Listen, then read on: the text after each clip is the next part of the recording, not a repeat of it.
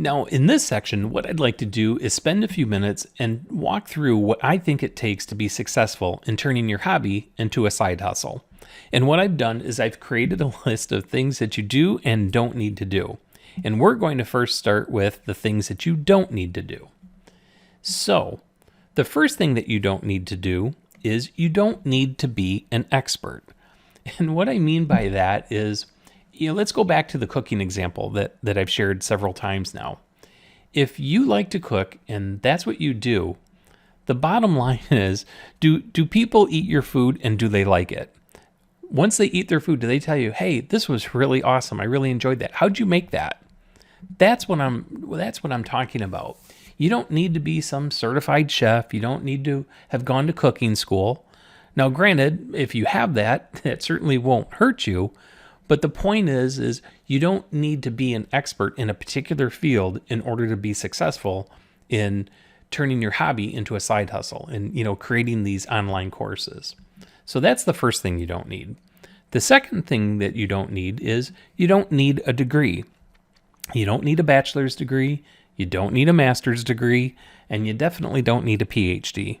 And again, if you have those things, hey, more power to you. It definitely won't hurt. But what I'm here to show and share with you is that you don't need those. All you need is to have skills and experience in a particular area.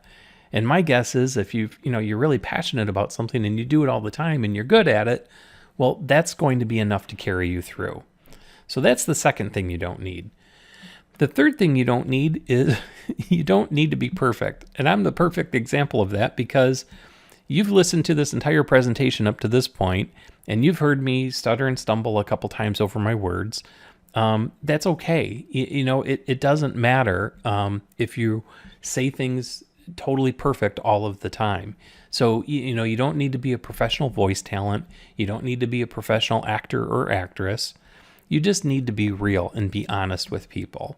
And as long as you can reasonably talk through, some slides and explaining things to people or, creating a video, that's all that it really matters.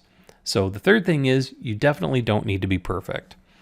And the last thing that you don't need is you don't need to be tech savvy. Now, I know I shared with you some things about like the common tools that you'll need to create an e-course. And one of the things I mentioned was an online learning platform. And my guess is that's probably very unfamiliar to many people. But I'm here to tell you, you don't need any super fantastic tech skills. In fact, you need very little tech skills. And I don't even think that I would refer to them as tech skills. You just need some basic skills, basic understanding to be able to do this.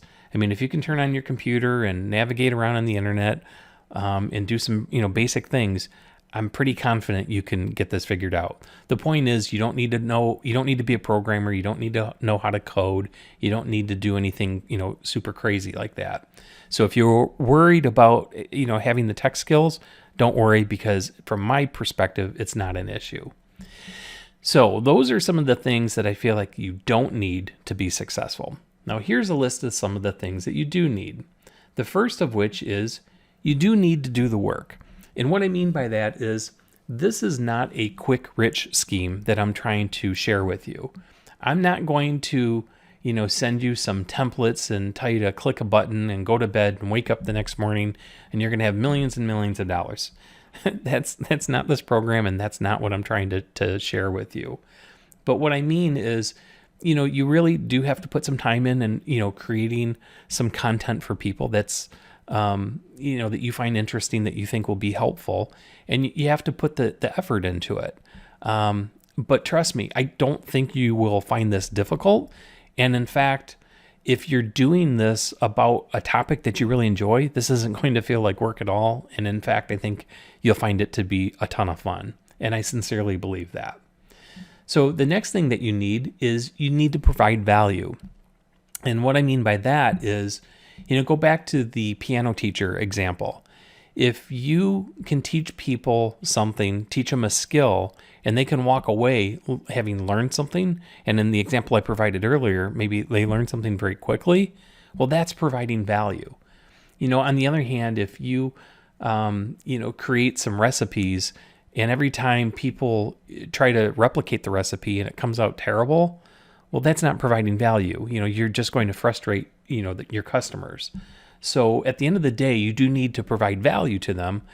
But again, I feel like if you're doing this on a topic that you really enjoy, you're creating an e-course on a topic that you're really passionate about and you've got a lot of background experience with, I believe that you will be able to provide that value. The next thing that I believe that you need in order to be successful is you need to have a sincere desire to help people. I mentioned earlier on that I'm a big believer in the pay it forward principle. I truly believe that. And I think if you go about creating an e-course with that mindset and you have a sincere desire to help other people be successful, I'm telling you, I believe wholeheartedly that that'll come back to you tenfold. And, if you just don't necessarily focus on the money, but you focus on helping people and helping them learn new things and do new things, the money will just kind of naturally come anyway as a result of having that sincere desire to help others. But I do believe that that is a key ingredient to being successful. And the last thing that I think you need is you need to have fun. But again, if you're doing a topic on something that you really enjoy, I think your enthusiasm, your energy, your voice, all of that's going to, come through in your presentation and it'll carry you through. So I think what it really boils down to is just authenticity and being a truly authentic person. And I believe very much that if you're authentic and you're real and you, like I said, you have a sincere desire to help people, you'll be successful doing this. If you do the work and like I said, you want to help people. And don't worry about all that other stuff. Don't worry about being an expert. Don't worry about having a degree. Don't worry that you don't have the skills. You can learn the things that you don't know, and everything else will just fall into place.